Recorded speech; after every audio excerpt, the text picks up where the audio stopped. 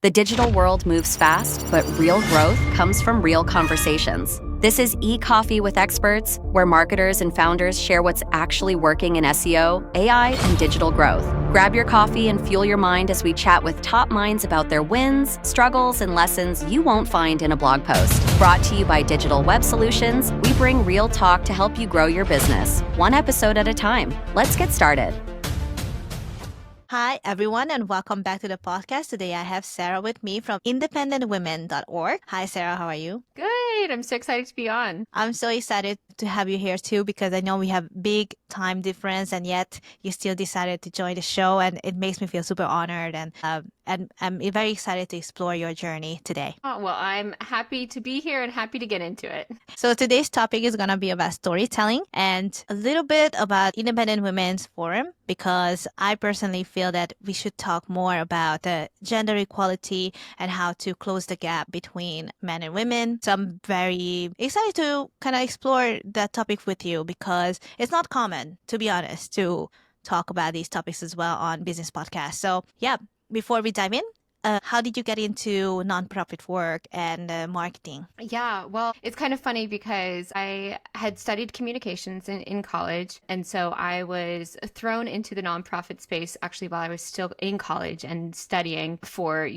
digital advertisings. And so my early work in nonprofit communication kind of just threw me into the deep end. I had to start to build a brand presence for an organization that really had, no brand presence. And it's really difficult for nonprofits because they're so good at helping people and the logistics of the business side. But you also have this other side that you need a brand presence. You need to make people aware of the organizations in order to receive donations and get help and aid coming through the door. So there's kind of two aspects, and I feel like nonprofits really are good at the business side of things and what they do, but it's really critical to have this brand presence as well. So that's kind of what swung open the door as far as digital marketing and marketing in general and communications, and I just kind of jumped right into it, and I've been with nonprofits since.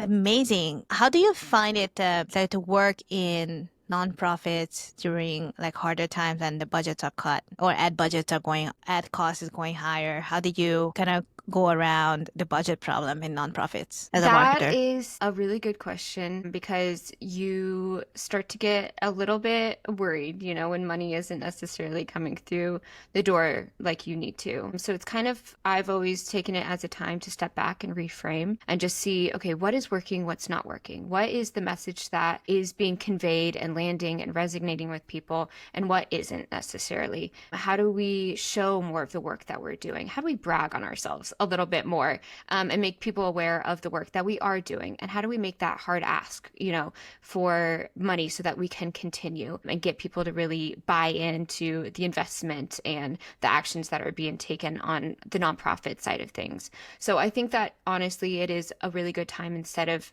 freaking out and just pushing out a lot more content. It's a better time to reframe the messaging, kind of see what's working, what's not, and then dive really hard and deep into what has seen results in the past. Yeah, that makes total sense, which is why I think messaging is something that marketers should really understand from day one, because it can go off so badly. Or some brands don't even have messaging. They don't have a good angle. One of my questions here is how have you utilized storytelling to establish independent women as a thought leader in women's policy issues? Yeah, well, and I definitely can't take all the credit here, because I have an incredible team. We have another branch or side of Independent Women called Independent Women's Features. And they lead the charge on identifying the voices and developing those stories. And they're the ones doing the groundwork, finding the storytellers and helping bring their experiences to life. But from an advertising perspective and as an organization, storytelling has been one of the most powerful tools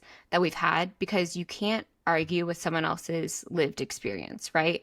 There's a lot of hot topics out there, especially in the public policy world, where people get fired up on assumptions. And the minute that you so much as mention a topic, they are already on the defense. So stories kind of dismantle that and dissolve that defense. So you can disagree on data points or policies, but when someone shares their story and what they've actually walked through, that kind of vulnerability is undeniable. So we've seen firsthand, how these stories move people, leading so many individuals to testify before Congress and the House or become the face of a movement. And I think that emotional connection can still shift the tone of the conversation and open up people to new perspectives that they might have otherwise dismissed. So I think it's a really powerful tool that we've been able to use and bring people into kind of like what we've been doing. Wow. What type of stories would you create in your industry where it's so tied up with politics or policies? Because there's a fine line.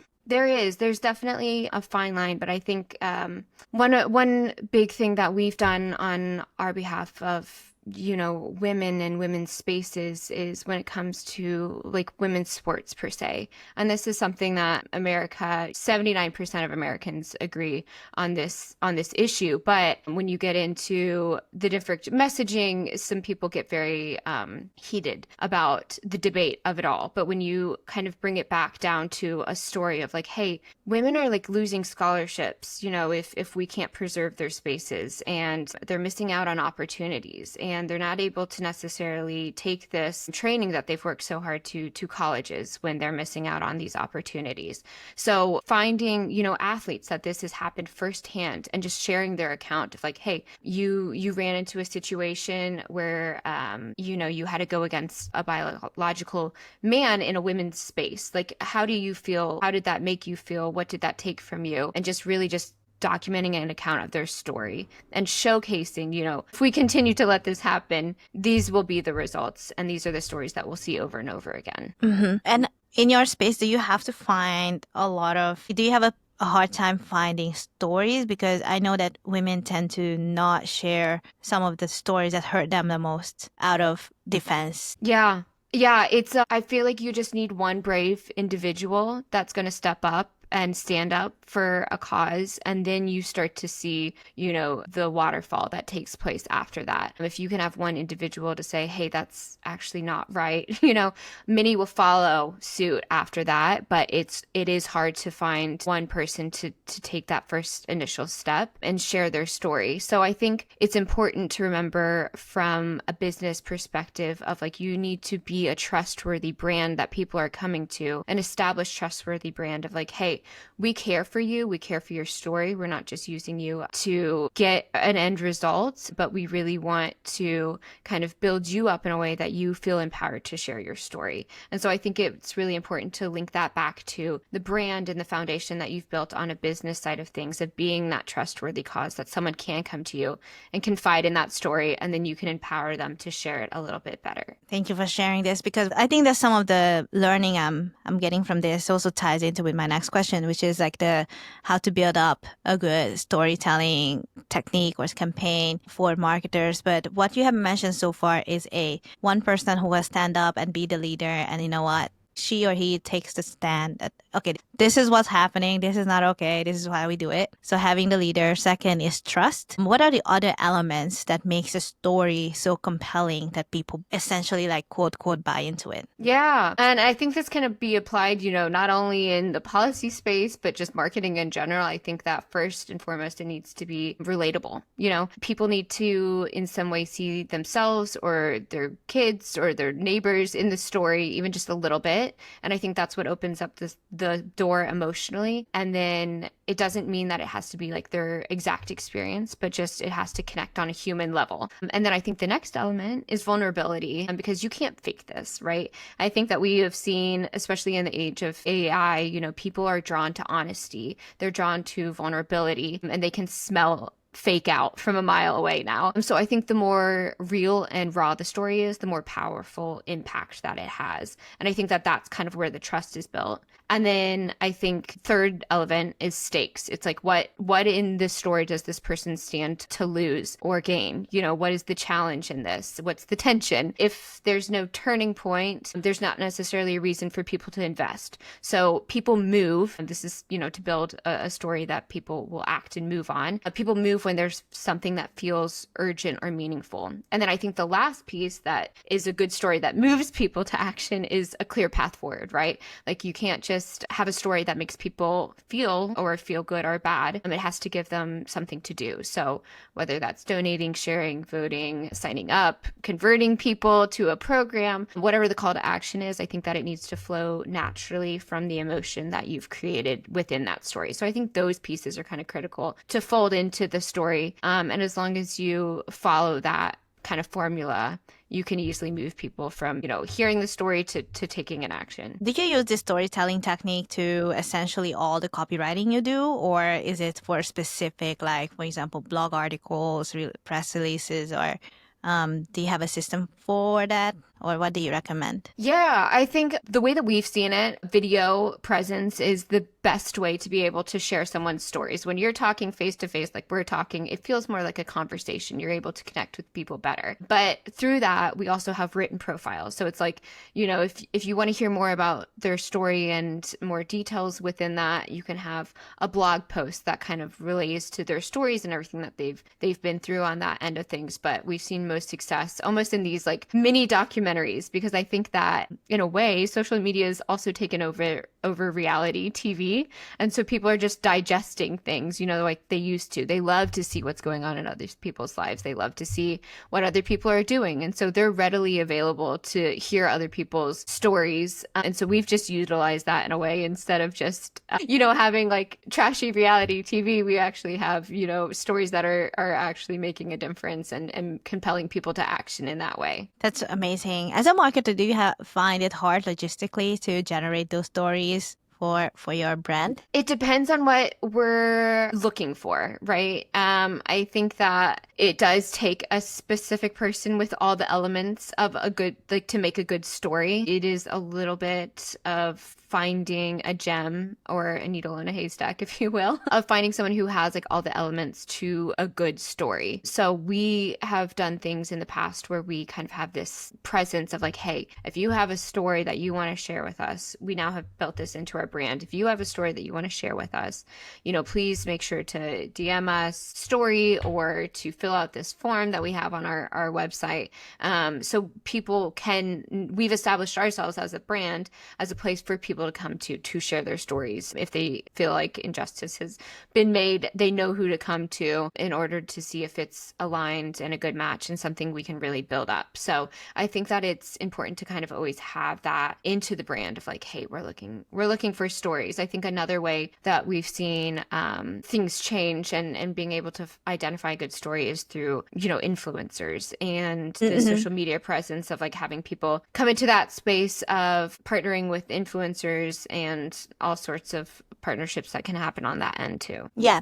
That makes a lot of sense as well, because I know sometimes that as marketers, we want to generate the content, but some elements are missing and everything is like on the go. We have to do it now and now. So this is a great tip how to generate authentic stories for brands, especially nonprofit organizations. I myself started my marketing journey in a nonprofit Toastmasters club. Have you heard of Toastmasters? I was looking for a marketing job to do what I do today, but back then, of course, I had no experience. So I became the marketing executive team member. In the organization, there's like 5 or 6 people that run the club. So I was the marketing girl, which meant I had to just manage the Facebook page, but also it meant like I had to learn content creation skills, some sort of consistency into the schedule, announcements and stuff. So yeah, I started it from a nonprofit angle, and I know that sometimes we just have to do so much on a little time with little resources. Yes, it's amazing. They'll come to you and be like, okay, we need this. And you're like, okay, I don't think you know what you're asking. That's so much.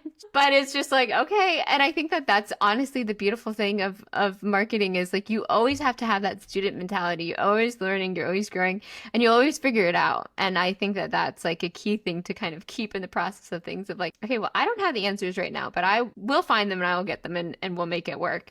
Exactly. And just always keeping an ear out for, a good story. Yes. What do marketers often do wrong when it comes to selling through a story? I think that what I've seen a lot is I think one of the biggest mistakes that marketers can make when trying to sell through a story is not understanding their audience. I think that we kind of live in this age of like templates and automations and AI, which are powerful tools and so useful. And oh my goodness, I've increased the way that I can get things out now because of AI, so it's been such a beautiful help. But I think that AI needs to help kind of promote the human voice and not take over it. And so I think that a lot of people are just kind of going through the motions without stopping to ask who they're really talking to. So I think you have to know, what your audience cares about and what keeps them up at night, what scares them, what they want to feel, what's their heaven, what's their hell. And when you understand that, then the story becomes more of like a bridge than a billboard. And I think that another common mistake is leading with the brand voice and not necessarily identifying again with the audience. So I feel like a lot of marketing tries to put themselves in the story instead of putting the individual and their voice into the story, because I think the best brand storytelling comes from making the audience the hero, not necessarily the brand, because people again need to resonate with this a little bit more. So I think you kind of need to get obsessed with your audience. You need to talk to them, read their comments, understand their world, because if you're doing advertising for someone else's business, make sure that you know exactly who you're going after. Yeah, exactly. Yeah, I think that's so spot on, because sometimes, I used to work as an operation person within a marketing agency, so I know firsthand that I would just get a new client from my, I don't know, sales team or someone else, hey, okay, Sarah is now a new client, do it. And then you're just who is Sarah? What does Sarah do? I don't know.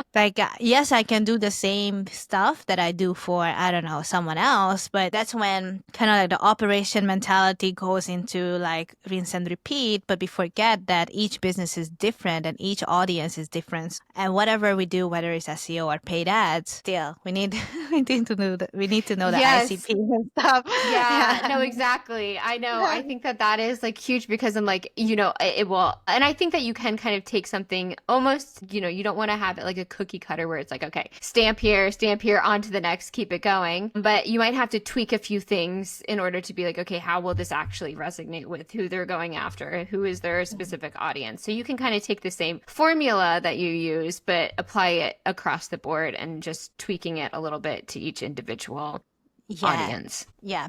One thing you mentioned, and I caught up on it, and it was really well said, I think, is that we are living in a world of automation and AI and template. And now people appreciate trustworthiness more and honesty more. And also people, I think, just in general become more skeptical of it. And I noticed that storytelling, branding within corporations and very startups, it doesn't seem as an important thing because it's not direct ROI. So it's how do you get around with, in a metric-driven world where the templates, the automation makes sense? Because if I automate this campaign, this is the output, then, there's a checkpoint. But the storytelling oftentimes, and branding as well, they get overlooked, because you cannot put an ROI on it. Yeah. And I think it is kind of interesting because storytelling is kind of seen as this soft, fluffy thing that really can't be measured, right? But I think that in today's digital society and everything, you just have to know what you're tracking, because I think that you're still able to track, the user's journey throughout the path of digital advertising. Let's say you launch a story-driven ad with a clear call to action or something, you can track how many people saw it versus how many people clicked through it versus how many people, went to the landing page, how many people converted, took an action. So you can kind of measure, did they see the ad? Did they engage with it but not click on it? Did they view the ad but not necessarily follow through on any of the actions? So I think that there are several ways that you can kind of still track and get measurable results with something that is storytelling. Correct. Yeah.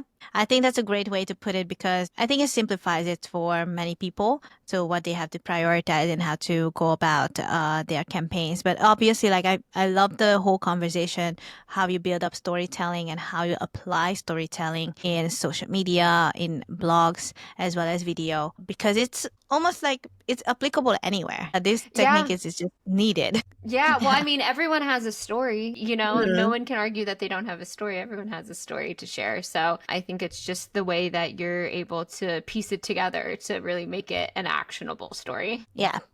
And lastly, before I let you go, I'd like to talk more about independent women and the organization, how you guys help other people, and what's the mission behind it? Yeah, definitely. So our kind of mission with independent women is recognizing that, men and women are equal, but very different. And that women offer, a lot to the table, and kind of honing into that of like, here's specific issues that really do resonate with specific women. We have amazing moms, amazing policy leaders, moms who are nurses, moms who are teachers, and it's kind of meeting them where they are and saying like, hey, here's policies that we want to make you aware of. Here's things that might actually be hurting your children's education, or might be causing, red tape around your job, or might be affecting women's spaces. That's a big one that we have been doing a lot of work on, and just preserving single sex spaces when it comes to women and where they are with things. So we've done a lot in that realm, and just empowering women to be able to have the confidence to have like the facts at their fingertips and able to empower their voices to speak out and be like, hey, that's actually not right. And here's how I can step into that and fix that. And so again, one of the biggest ways that we've been doing that is by telling her story, is what we say. Telling women's stories who have gone through it, who recognize that there might be things that are wrong or that they've noticed in their own cities, their own backyards, their children's schools, whatever it might be, and stand up for that, because a lot of times when it goes against the grain, people kind of want to look the other way. And so we want to be able to come in and support these women who are making a difference, who are changing laws and policies in America. And so it's been really cool to just, I'm always in awe of like all the women that we've come across who are these brave women that are sharing their stories, and honestly will get a lot of hate for it, but continue to stand in the adversity regardless. And so it's been a huge part of my story to be able to share other people's stories in advertising, and how I can honor their stories to the best of the ability, and how we can actually drive change from that, because I don't want that to be lost in it. I don't want them to have to, stand out and share their story and then nothing comes of it. I want to make sure that people are hearing it, that they're grasping it, that we are leading it to conversion, whatever that looks like. So the organization has done a lot. I think they started, I don't remember the specific date, but we're a little bit newer in terms of our growth, but we've grown so quickly. So it's been amazing to be a part of the process. It's fantastic, Sarah. And I think the work you're doing is really changing lives. Like, you are empowering people, you are showing them a way and protecting them at the same time. So I'm really grateful that you're here to share the story of independent women, and of course your story as a marketer too.